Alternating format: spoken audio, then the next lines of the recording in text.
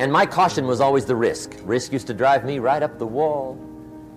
I used to say, what if this happens?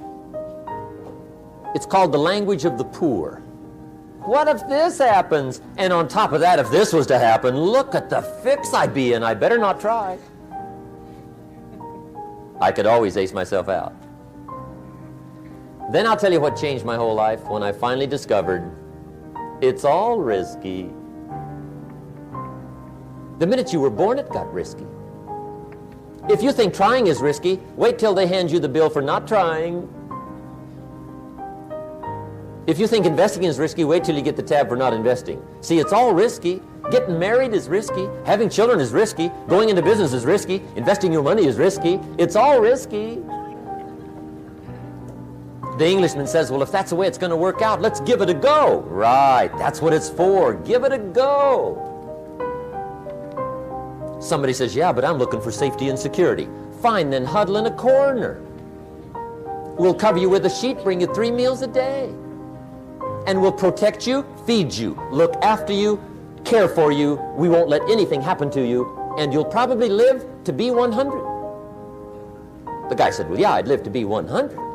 But what a way to live. Right. What a way to live, safe and secure. Don't ask for security. Ask for adventure.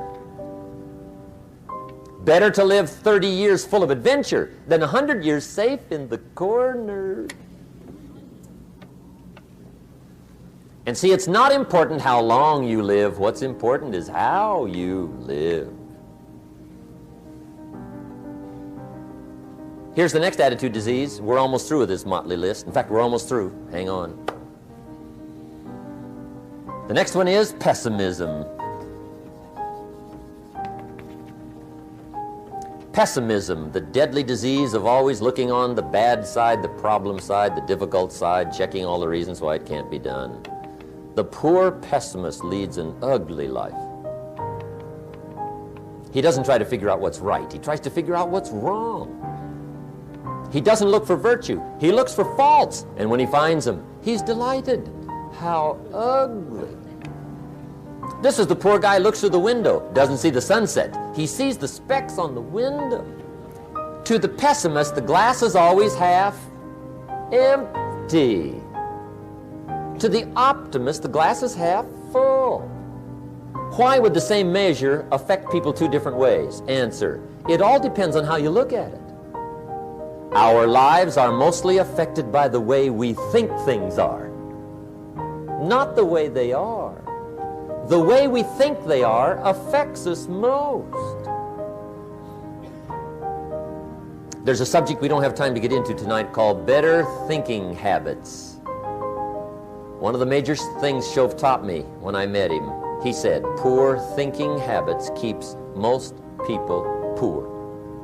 Not poor working habits. Most people work hard, but they don't think hard. And Shove taught me that the mind is like a factory, a mental factory.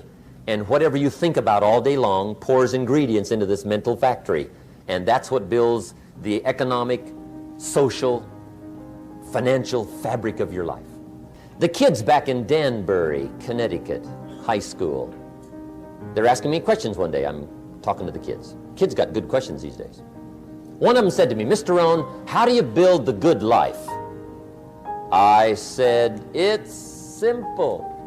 It's not easy, but it's simple. Here's how you build anything. Select the right ingredients, keep out the wrong ingredients, and it starts with thought. Everything starts with thought.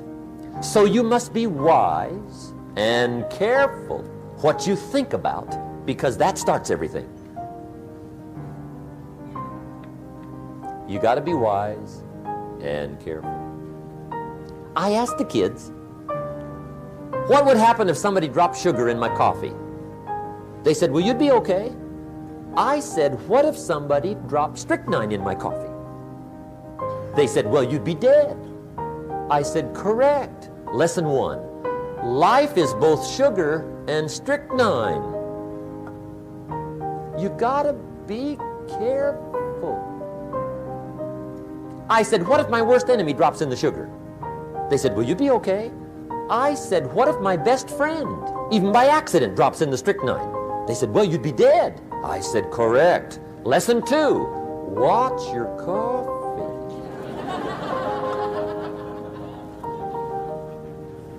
You got to be careful. See, it doesn't matter who hands you the bad stuff. It doesn't matter where you get the bad stuff. It'll still do its damage on your bank account, wherever you get it.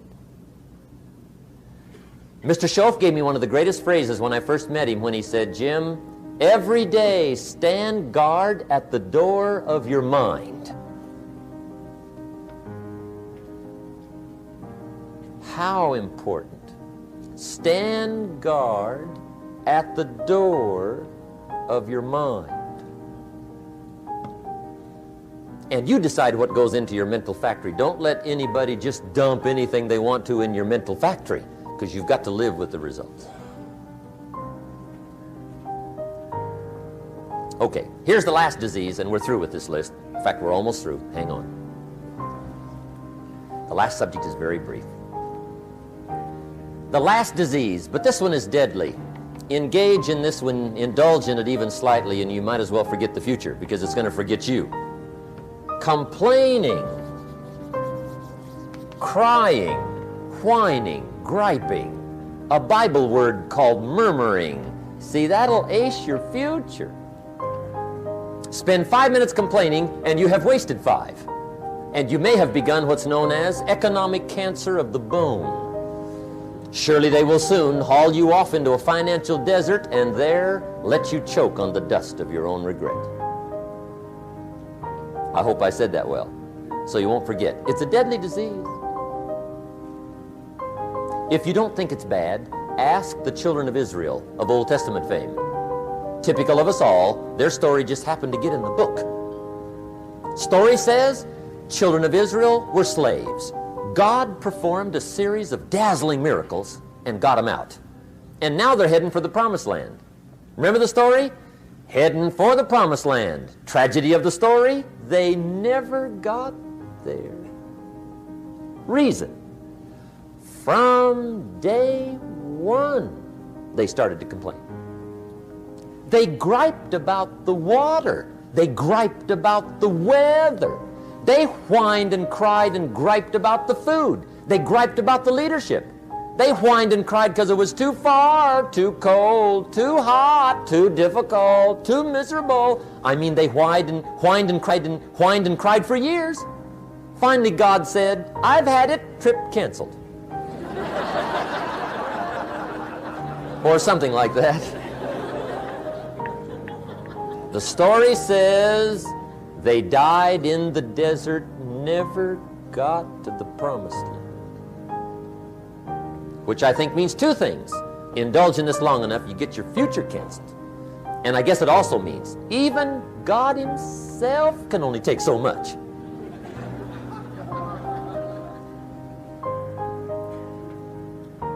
Okay. Just be on the lookout of the things that can destroy all the good you start. The war is on. And this evening, tomorrow, mentally, personally, socially, economically, you got to make sure you're winning the war. And this is part of it.